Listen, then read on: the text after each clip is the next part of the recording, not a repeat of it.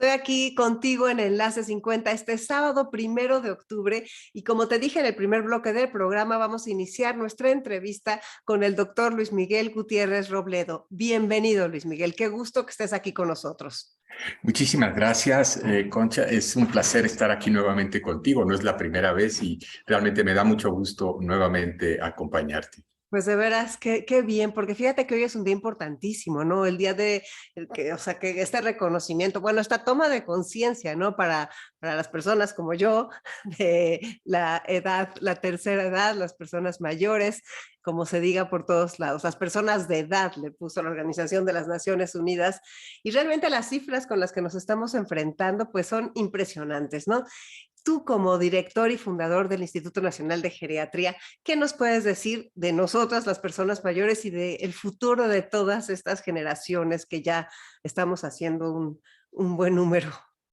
Pues sí, como bien dices, es un momento apropiado para ponernos a pensar al respecto, para reflexionar. El 1 de octubre es el Día Internacional de las Personas Mayores. En México con frecuencia lo perdemos de vista porque estamos muy orientados al mes de agosto, al 28 de agosto, al mes dedicado a las personas mayores, y está muy bien, pero yo creo que no está de más también considerar estas fechas que a nivel internacional se recuerdan y también porque se cumplen 2 años del arranque de la década por el envejecimiento saludable, este movimiento global que está contribuyendo a que tomemos conciencia, en primerísimo lugar, de un tema que pues no es con el que quisiera empezar, pero la realidad se impone. La discriminación por edad sigue siendo un reto muy importante que hay que superar.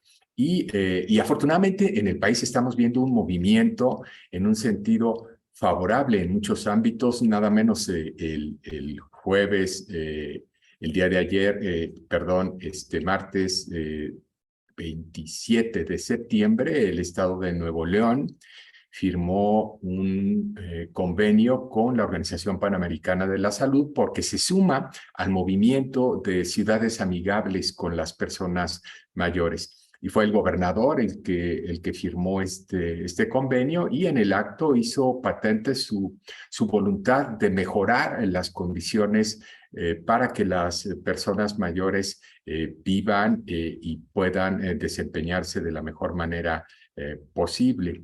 Y creo que pues este ejemplo seguramente será pronto seguido por muchas otras entidades de la República. Sí, definitivamente yo creo que hemos iniciado, o sea, se ha iniciado un movimiento a favor de todo esto y como tú dices, está lo del edadismo, está esta discriminación por la edad, que es algo tan importante de empezar a cambiar y por eso la labor tan importante de que estés con nosotros y de estas pláticas en las que la sociedad se vaya dando cuenta de que pues esto tiene que ser distinto y es como yo creo una nueva cultura de la longevidad que hay que meter desde la más temprana edad hasta nosotros mismos. Y digo nosotros no porque tú tengas más de 60 años, pero yo Pues digo, sí, que cumplo 65 la semana que entra. ¿de veras? Yo creí que Pues sí, no, sí, ya. eras más joven que yo. Bueno, No. entonces ya el nosotros queda perfecto. O sea, nosotros muchas veces somos los primeros en discriminarnos y en hacernos a un lado. Y realmente creo que tenemos que convertirnos en ejemplos y activistas para que esto vaya cambiando en nuestra sociedad. ¿Cómo fundaste? ¿Cómo fundaste hace muchos años el INGER? ¿Qué pasaba por tu mente en ese momento y cuál es tu pasión por todo esto que es evidente? Bueno, pues yo empecé en este tema hace ya voy a cumplir 65, tenía 35 cuando terminé mi residencia de especialidad en geriatría, llevo 30 años metido en el tema de lleno, unos cuantos más si contamos mi entrenamiento como geriatra. Y el instituto recientemente cumplió a finales del mes de mayo 10 años de existencia y 5 años antes de trabajo preparatorio a través del Instituto de Geriatría antes de llegar a ser Instituto Nacional. Entonces son 15 años ya y por cierto a finales de este año, el día 15 de diciembre me toca ya pasar la estafeta, ya son muchos años al frente y necesitamos nuevas energías, una nueva visión y mucho en el sentido de lo que tú acabas de mencionar, esta nueva perspectiva de longevidad que viene a refrescar el ambiente gerontológico y que nos hace tomar conciencia de que el tema no es la vejez, sino es la vida, y que la vejez es solo el resultado final, la suma de todo lo que ocurre a lo largo de la existencia, y tenemos que reconocerlo, y con esa perspectiva del curso de la vida, pues prepararnos de la mejor manera posible para lo que habrá de venir a través de los años. Claro, y de veras empezar a tomar esa conciencia de que las personas cada vez vamos a vivir más. Yo muchas veces cuando hablo con los de 40 les digo: "¿Y qué vas a hacer con tus próximos 50 años?".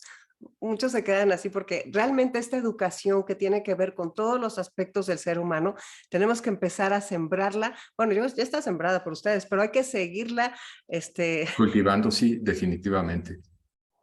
sí, porque si no, ¿qué va a pasar, no? Con estas cifras que estamos escuchando de que el 20% de la población mundial va a ser mayor de 60 en el 2050.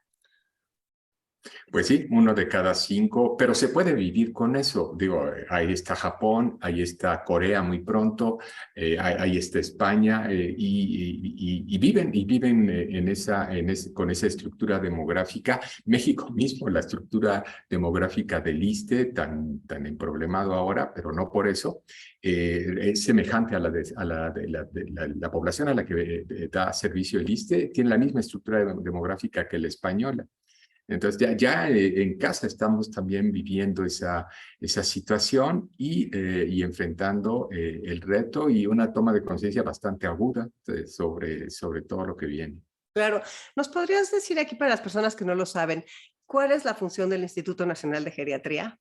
Sí, creamos este instituto con el propósito de contribuir a mejorar la calidad de todos los mexicanos conforme envejecemos a través de la generación de conocimiento, de la formación de profesionales dedicados a la atención de personas mayores en todos los ámbitos, y contribuir a través de la generación de nuevos conocimientos al desarrollo de políticas públicas que respondan mejor a las necesidades, a nuestras necesidades. Y justo en ese marco, el próximo lunes, el día 3, estaremos haciendo del conocimiento del público la creación de un nuevo sistema de información que nos permitirá tener un acercamiento inclusive al nivel municipal de la situación del envejecimiento a lo largo y a lo ancho de nuestro país, para contribuir a través de este sistema a una mejor planificación de la política pública.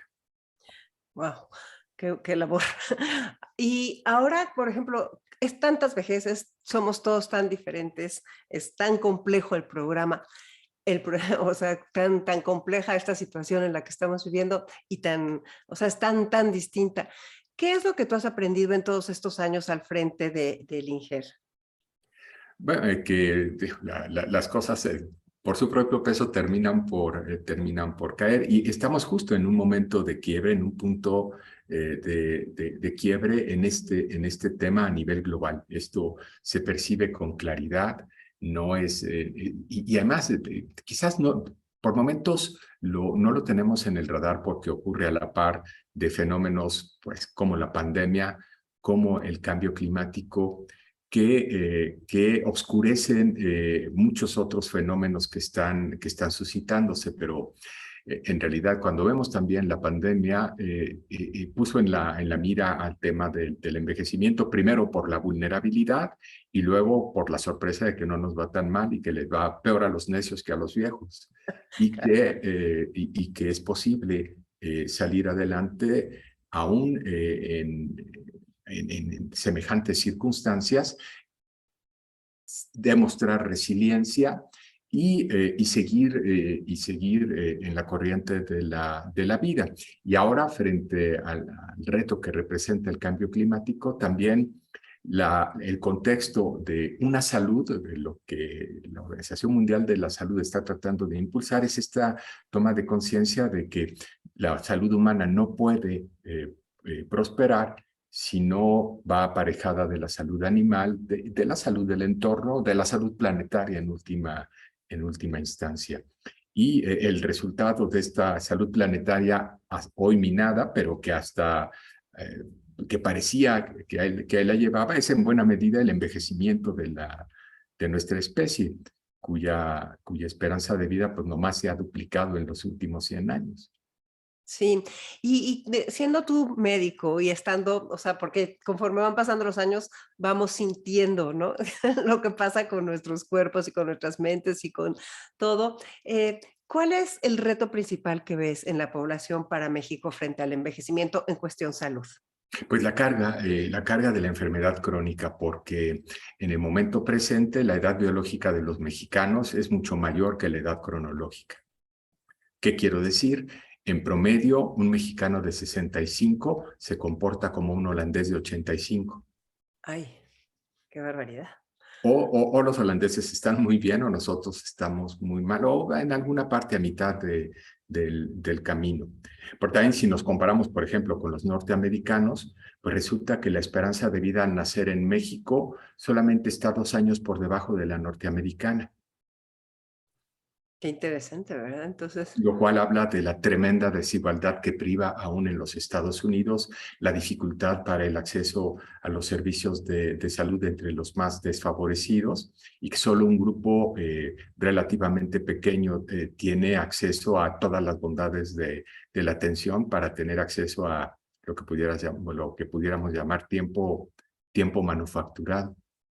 sí, y toda la parte de educación de la salud, qué importante y cómo tiene que ir aumentando y aumentando y aumentando esta toma de conciencia para que, porque no es lo mismo vivir que durar, siempre, o sea, qué terrible pasar los últimos años y ser longevo con muchas carencias en términos de salud. Sí, estamos justo en medio de una discusión, preparando un reporte para la Organización Mundial de la Salud sobre la capacidad funcional. Y ahí nos tocó analizar un dominio de la capacidad funcional muy particular que se refiere a contribuir y seguir aportando a la sociedad. Y cuando nos pusimos a revisar en el mundo académico cuál es la visión a este respecto y cómo se mide y cómo está la situación, pues nos dimos cuenta de cómo prevalece el escepticismo y la visión negativa y cómo hay muy poca gente que se ha puesto a pensar en esta generatividad y en esta posibilidad bueno, y no es posibilidad, de hecho es una realidad cotidiana de la contribución, de nuestra contribución al progreso de la sociedad, al soporte de nuestras familias, de nuestras parejas, independientemente de nuestra edad. Sí, pero creo que lo primero que tenemos que empezar es a creérnoslo nosotros, ¿no?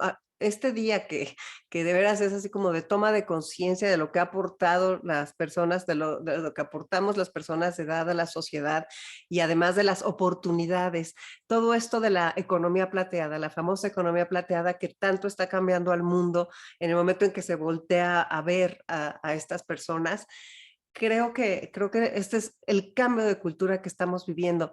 Dentro de los retos que ustedes tienen, he tenido oportunidad de platicar con algunas personas que trabajan contigo sobre la parte del abuso y el maltrato a las personas mayores. Ustedes trabajan muy fuertemente en todo eso. ¿Y cómo va nuestro país en ese tema? Sí, ahí pues no hay buenas noticias. Ahí la doctora Liliana Giraldo ha trabajado pues más de una década en este tema y tiene la visión de lo que ha ocurrido a través del tiempo. Justo en este momento está levantando información de seguimiento de la encuesta que realizó antes de la pandemia y tendremos información mucho más precisa al ver el seguimiento de casos individuales en estos últimos 3 años.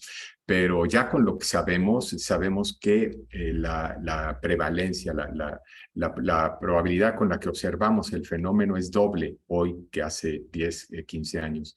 Y en parte esto obedece a que hoy somos más sensibles y mejor, estamos mejor capacitados para identificar el fenómeno y quizás en el pasado se nos escapaban muchos casos. Hoy lo hacemos con mayor precisión. En parte es eso, pero de cualquier manera el fenómeno ha crecido. Y el abuso financiero en particular es algo que vemos que crece, y esto en cualquier estrato de la sociedad, incluso más en estratos más favorecidos económicamente. A nadie está a salvo y es algo también muy ligado con el tema de la discriminación. ¿Y qué soluciones ves? O sea, ¿qué es lo que tú, en qué es, cómo podemos trabajar más para esto? Pues esto no es muy distinto de otras formas de violencia intrafamiliar porque el fenómeno ocurre en más de 2/3 de los casos al interior de las familias. Y el abordaje es de muchas maneras semejante. Tiene que pasar por el empoderamiento de las personas, la toma de conciencia, porque muchas veces ni siquiera hay conciencia de que se está siendo víctima de un abuso, y el transformar en el ámbito de la sociedad la visión de lo que significa envejecer, hacer más visibles cada vez modelos de rol como el tuyo, como el mío, que permanecemos. Digo, ahora sí que la edad es solo un número. El tema es las competencias que seguimos manteniendo y cultivando, el conocimiento que hemos podido acumular y la posibilidad de compartir todo esto. Y esa visión a nivel de la sociedad tiene que cambiar y está transformándose.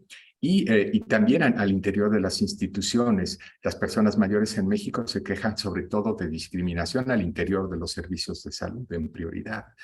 Ahí es otro ámbito en el que tenemos que trabajar, y en la educación de todos los profesionales en contacto con las personas mayores para que estén alertas y sean capaces de detectar la presencia de estas situaciones de abuso y denunciarlas. En la Ciudad de México tenemos una fiscalía especializada que trabaja muy bien a este respecto, en donde se puede conciliar, pero también se puede perseguir cuando es necesario.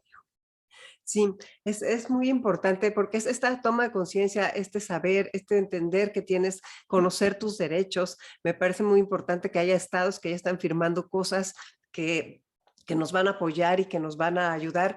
El tema del miedo a una denuncia y todas esas cosas, pues seguirá existiendo, ¿no? Sin embargo, pues saber que sí se puede en algunos momentos.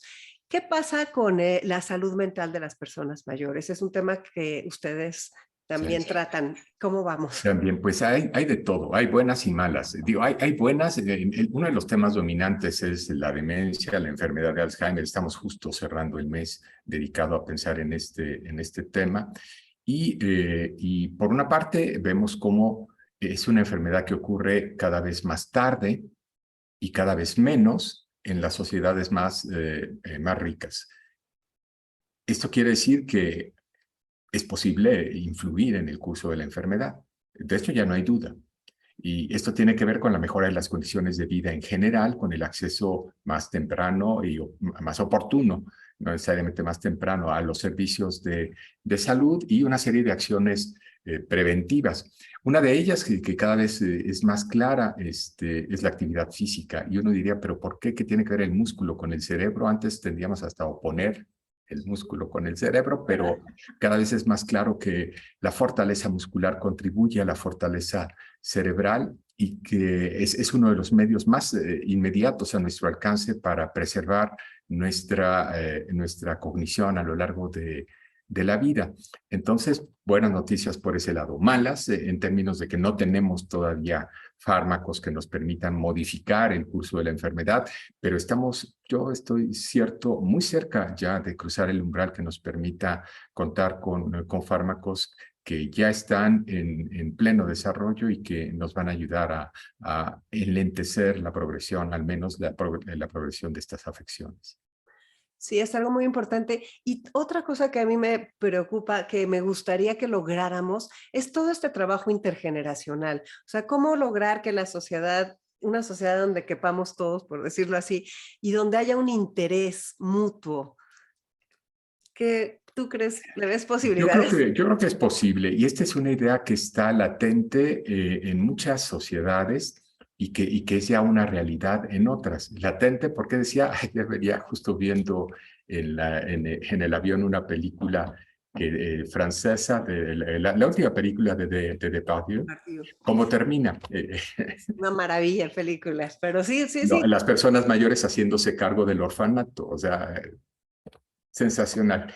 Y bueno, esto simplemente para decir, eso no está sucediendo a lo mejor tal cual, pero denota esa preocupación. Y por otro lado, la realidad de que esto ya está sucediendo en Holanda, en Alemania señaladamente, en donde ya hay estructuras comunitarias donde se brinda servicio a la par a personas mayores y a pequeños y se combinan los servicios y se propicia el intercambio. Y Nuevo León es otro ejemplo. En Garza García hay un centro de atención comunitaria que tiene exactamente este mismo enfoque. Está la guardería y está el centro de atención a personas mayores en el mismo lugar físico, y no solo en el mismo lugar físico, sino interactuando los mayores con los más pequeños. Es que toda esa búsqueda de sentido, ese proyecto de vida, ese ser útil, toda esa parte ahí se resuelve, ¿no? También yo tuve oportunidad ahora de estar en un congreso donde había muchísimas, por ejemplo, aplicaciones donde los adultos mayores pueden pedir, por ejemplo, a los jóvenes que los lleven al súper tal día o que los lleven a una película. Y hay jóvenes que o cobran por hora o dan su servicio social o comparten, o sea, es como un intercambio que es una sociedad ideal, pero que creo que puede estarnos apoyando. ¿Cuál es el principal problema que ves para las personas mayores en cuanto a la integración social y todo esto de la soledad, que también es otro tema alarmante? Sí, el tema de la soledad, y más que la soledad, el aislamiento social, que no es lo mismo, porque hay quienes están muy bien en soledad, se organizan muy bien, pero de un momento dado la red social termina por ser importante y es uno de los elementos clave del bien envejecer. Creo que el aislamiento social se está convirtiendo en uno de los temas más complejos y particularmente en las zonas suburbanas y entre personas cuyos hijos se han visto obligados a migrar o que nunca los tuvieron. Y en espacios urbanos mal habilitados, con altos niveles de violencia, donde pues esta ya repercute sobre el bienestar de todos y muy especialmente de las personas mayores que ya tenían dificultades para salir, que ahora con la pandemia las experimentan todavía más agudamente, y para colmo está la pandemia de la violencia y el fenómeno que subyace a todo esto también, que es la desigualdad. Sí, y eso afecta a la salud emocional de las personas mayores, que yo creo que también ha habido un aumento en depresión, en ansiedad, en todas esas cosas pues, que afectan muy profundamente al ser humano. Sí, sí, indudablemente lo hemos visto también. Y el encierro obligado ha contribuido a acelerar el deterioro cognitivo, a propiciar la depresión, a propiciar el desacondicionamiento físico a niveles nunca vistos. Y esto, afortunadamente, en alguna medida puede revertir, y estamos ya en el momento en donde tenemos que concentrarnos en eso. Pero el impacto de la pandemia fue mucho más allá de las muertes por COVID. En el caso de México en particular, acabamos de publicar antier un estudio en donde analizamos la mortalidad, el exceso de mortalidad por causas no COVID. Nos topamos con un panorama muy triste. En realidad, sí, abrimos el acceso a los enfermos de COVID, pero le cerramos las puertas a todos los demás y esto tuvo graves consecuencias. Uy, qué barbaridad, qué tremenda cosa del estudio, ¿verdad? Pero si eso pasaba, todo el mundo decía: Me iré a hacer los estudios, me iré a hacer los análisis y no tengo, o sea, porque daba tal terror la muerte por COVID que la gente creo que descuidó, como si nada Todo más lo demás. fuéramos esa parte, ¿no? Y de programas y políticas gubernamentales, toda esta parte del retiro y todo eso del patrimonio que es difícil que alcance hasta los 100 años y de las empresas que te dejen trabajar hasta más adelante. ¿Ustedes también tienen incidencia en esos estudios? No, no directamente, tenemos una opinión, pero no incidimos directamente en este tema. Participamos al interior del Consejo Nacional de Población en un subcomité dedicado al envejecimiento, y ahí podemos interactuar con todos los actores de la vida pública que tienen que ver con el tema a nivel nacional. Bien que nuestro ámbito es fundamentalmente el de la salud, pero también es un fenómeno global. Creo que ya hay pocas dudas de que el retiro como lo concebimos en la actualidad ya no es viable, que no podemos esperar financiar más tiempo del que trabajamos y que ya empieza a ser el caso, cómo financiar con 25 años de trabajo o 35 de vida después, pues no salen las cuentas y conforme cada vez es más. Ahora, es cierto que en el caso mexicano estas preocupaciones atañen por ahora todavía solo al estrato más alto de la población. No es un beneficio que haya alcanzado al conjunto la longevidad. Las diferencias en esperanza de vida siguen siendo muy, muy importantes entre los estratos más altos y los más pobres. Y es ahí probablemente donde tenemos la mayor oportunidad. Al combatir la desigualdad, estaremos reduciendo estas diferencias de sobrevida. Y la educación de los hábitos saludables. Esto dentro de la década del envejecimiento saludable, ¿qué hábitos les quieres decir y enfatizar a las personas que te están escuchando? Sí, yo creo que hay tres cosas. La primera, pues ya está fuera de nuestro alcance, que es la genética. Esa, pues ya no nos tocó escogerla. Y realmente no participa tanto. El fatalismo en ese sentido no debería estar, puesto que la genética tendrá un 20% de responsabilidad. Y en cambio, el estilo de vida sí es muy importante. Y cómo mantener la vitalidad a lo largo de la existencia, es clave el mantener la composición corporal y una baja frecuencia cardíaca y una baja tensión arterial. Y eso difícilmente se consigue sin estar físicamente activos y sin poner atención a la alimentación. Y el mantenimiento de una buena masa muscular es fundamental, protege incluso en presencia de, a cierto punto, de obesidad. Una buena masa muscular, cuando está ahí presente, ayuda a mitigar algunas de las consecuencias. Entonces, si hay algo prioritario es la actividad física. En segundo lugar, la red relacional. Sabemos que esa es nuestra red de seguridad conforme avanzamos en la vida, y esto también a todas las edades, pero cada vez más conforme pasa el tiempo. Sí, es interesantísimo esas dos cosas. Muchas personas creen que es imposible mantener la masa muscular. Pues es cierto que esto tiene sus límites, pero también creo que todavía no los alcanzamos. Quiero decir, en el segundo año de la pandemia murió el más viejo campeón de ciclismo, que a los 107 años era capaz de pedalear a 20 kilómetros por hora. Wow. No sé cuántos jóvenes de 30 pueden pedalear una hora a ese ritmo. Creo que no hay muchos. Y la masa muscular declina a través del tiempo, sí. El desempeño, sin embargo, se puede mantener aún con disminución de la masa. Y esto solo se logra a través del ejercicio y del consumo de proteínas que el músculo pueda aprovechar.